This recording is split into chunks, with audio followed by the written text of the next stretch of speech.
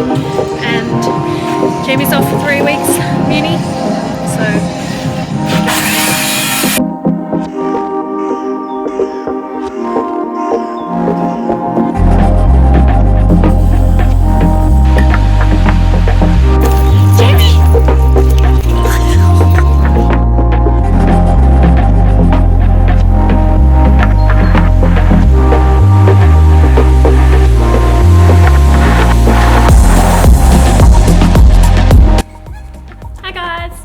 So the last 2 days we've been cleaning the van, preparing it for our build. We've been taking off the glue from the old carpet and finding any scratches, and we've taken the floor out and there were heaps of holes.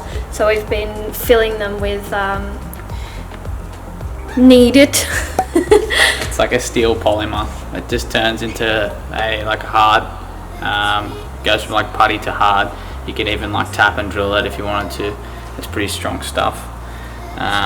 It was a bit painful to apply. I kept sticking to my fingers on my gloves, but the best way to apply it became my fingers and just being patient and creating some sort of technique to not glue some fingers. But anyway, I just went over that with this Rust-Oleum paint to prevent any further rust. Same as all the other scratches and stuff in the van. Can we put it on now?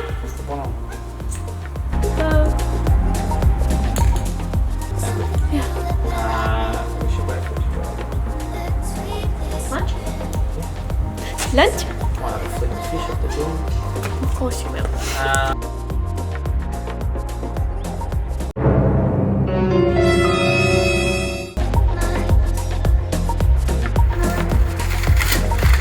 It's just my Christmas! What do we got, Kate? Oh my god, it's more soundproofing. We're just laying all the soundproofing out with what we've got and seeing where to put it and how much we have. And it looks like we actually have more than we thought we did, which is great. $60. $60 on Facebook Marketplace.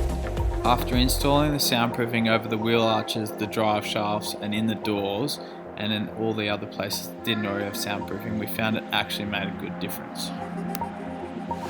We're here at Dad's work today, working on the floor on the van. Thanks Dad. I've got my camera today, so it's going to be the phone. After cleaning the floor for the 100th time, we started our subfloor using a 12mm ply sheet and ripping it down into strips. We used these strips to act as the subfloor frame, which allowed us space to insulate with foil board in between. We glued and screwed the main strips and just glued the noggings. Make sure you use the proper screws to prevent rust from developing. First one in. That was scary. Putting holes into the van is not fun. Last one.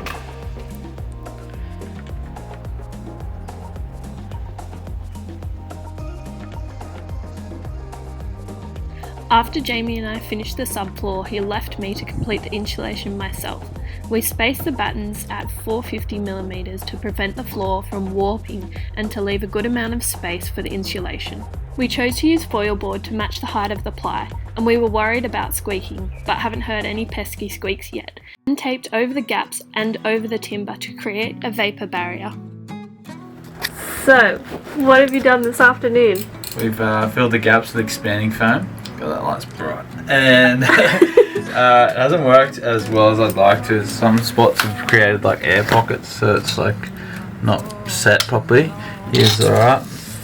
Just need to put some more in there. Other than that, it's alright. It's not too bad. Hopefully help seal it and get a bit more insulation out of the gaps. And then we're going to tape that with vapor barrier tape. Finish it off. Hopefully I bought enough tape, and then we can put the floor on. So what are you saying? So we've had Betty for a year now. We got her in Newcastle, so we didn't have to travel very far. Literally across the lake. We looked for a while and then kind of gave up, and it came up on Facebook Marketplace, and we went and looked at it and weren't really expecting anything. And then it looked perfect for us, and And the price was too good to say no. it was too good to say no. And when we said yes, we were like, What have we done? yeah, what have we done? Thought we kind of forgot about this, but we both still really wanted to do it, and we're so glad we got it. And it's been a while in the making, but we're getting there slowly. Our next step in the build is to do the floor. Yeah. Finish the insulation, and then once that's done, we're going to start working on the outside a bit more and get the Max Fan Deluxe put in where the old aircon was, and then refabricate the roof rack around that, and then install some lights on that, and fabricate the ladder to get up there so I can finally access the roof a bit better. That's going to be a challenge because we're making it out of aluminium, and alley welding is not the easiest job, so it'll be a good test for me. And then after that, we are undecided if we're going to work on the roof inside or if we're going to start working on the cabinets inside and the bed first. We're not sure which direction to go. If you've got an opinion, let us know. Yeah, whether to do the cabinets first. The bottom cabinets in the bed, or to put the roof and the roof cabinets in first. Our build has been on a bit of a hold because of COVID. We've used Dad's workshop heaps during the first part of the build for tools and stuff like that, and we haven't been able to go out of our 5k radius, so hopefully we'll be able to go soon when the K range opens up again. So we'll see you in the next build. See you then. See you then. See you then. See you then. Ciao. Au revoir.